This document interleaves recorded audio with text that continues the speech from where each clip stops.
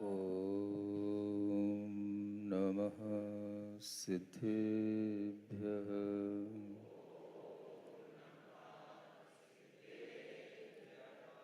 ॐ नमः सिद्धेभ्यः।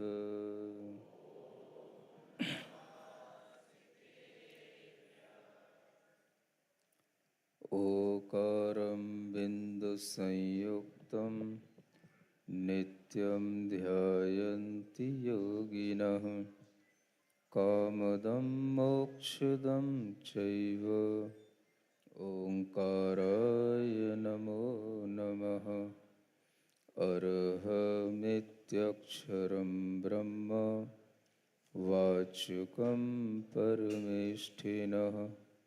सिद्धचक्रस्य सद्बीजं सर्वतः प्रणमाम्यहम्।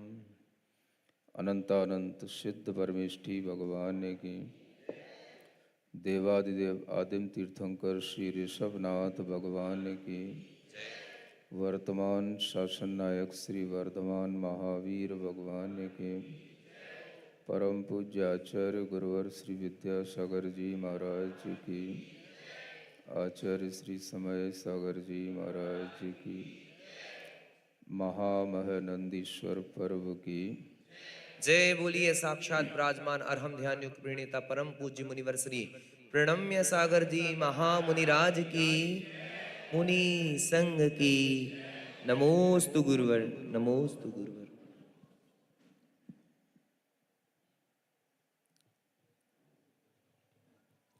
अगर आपसे ये पूछा जाए कि तीर्थंकरों में सबसे बड़े तीर्थंकर कौन से हैं, तो आप लोग किसका नाम लेंगे?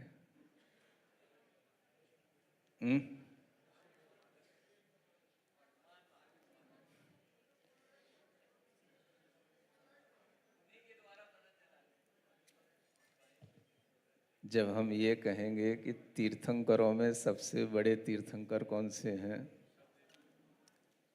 तो जो सबसे पहले हुए हैं वही तीर्थंकर हमारे लिए सबसे बड़े हैं। भगवान ऋषभदेव से यह अवसर्पणी काल में धर्म प्रभाव शुरू हुआ। जब हम ये देखें कि 63 सलाखा पुरुष होते हैं और उन 63 सलाखा पुरुषों में सबसे महान सलाखा पुरुष कौन से हैं, तो क्या बोलोगे? सलाखा पुरुषों में जब पूछा जाएगा तो तीर्थंकर सबसे बड़े महापुरुष होते हैं।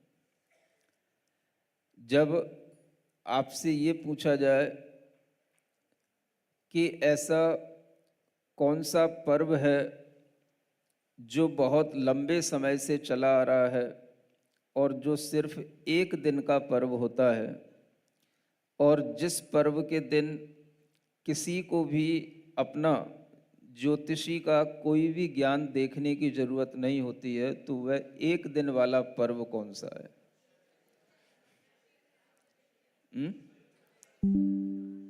कौन सा पर्व है? अक्षय तृतीया का पर्व है। इसी तरह से अगर आपसे ये पूछा जाए कि ऐसा कौन सा अनादिकालीन पर्व है जिसमें तीनों लोकों में सभी लोग भगवान जिनेंद्र देव की आराधना करने के लिए तत्पर हो जाते हैं, और तीनों लोकों में रहने वाले कोई ना कोई तरह के, चाहे वो देव हों चाहे मनुष्य हों, वह भगवान जिनेंद्र देव की आराधना करने लग जाते हैं, तो वह पर्व कौन सा है? अष्टानिका पर्व है। यानी आपको सही दिशा में सही ज्ञान हो रहा है।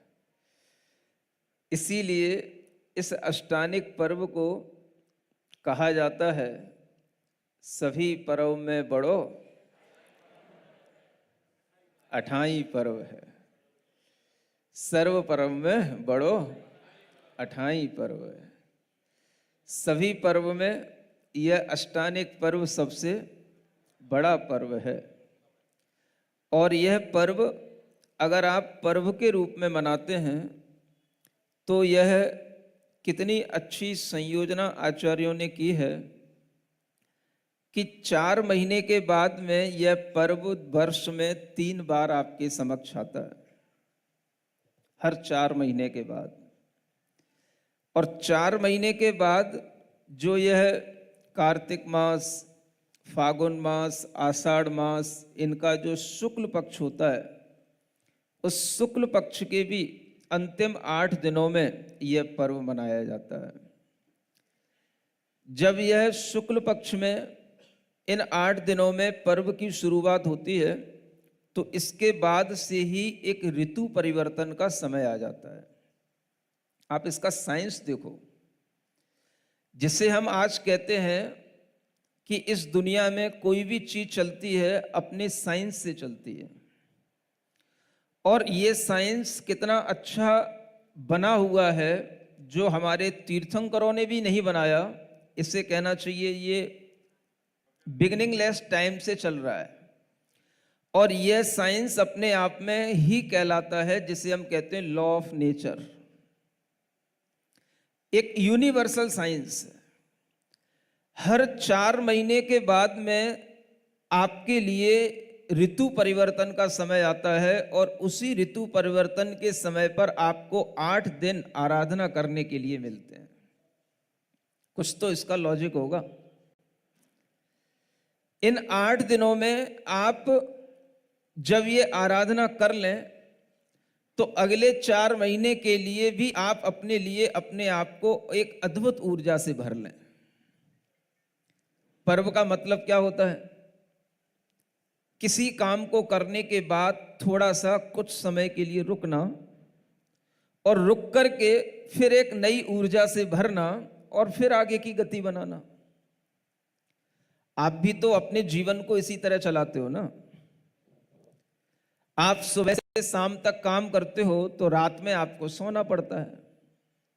सो करके आप फिर एक नई ऊर्जा से भर जाते हो और फिर सुबह उठ करके फिर नए काम से फिर अपना सुबह शुरू करते हो और फिर दिन भर चलाते हो। तो कोई भी चीज जो चलती है, चाहे वो लौकिक दृष्टि से देखी जाए चाहे आध्यात्मिक दृष्टि से देखी जाए, उसकी प्रक्रिया यही रहती है। आप अगर गाड़ी भी चलाते हो तो गाड़ी भी चलाने के बाद में उसे कुछ टाइम के बाद में उसकी सर्विसिंग करानी पड़ती है। आप प्रतिदिन धर्म करते हो, प्रतिदिन पूजन करते हो, 4 महीने के बाद में आपको एक टाइम दिया गया, 8 दिन अपनी गाड़ी को और अच्छे ढंग से सर्विसिंग करा के एक नई एनर्जी से, नई फ्रेशनेस के साथ में आगे के 4 महीने तक इस गाड़ी को और धर्म के मार्ग पर अच्छे से चलाना। न केवल धर्म के मार्ग पर चलाना कि धर्म के साथ तुम जो भी करोगे, अर्थ उपार्जन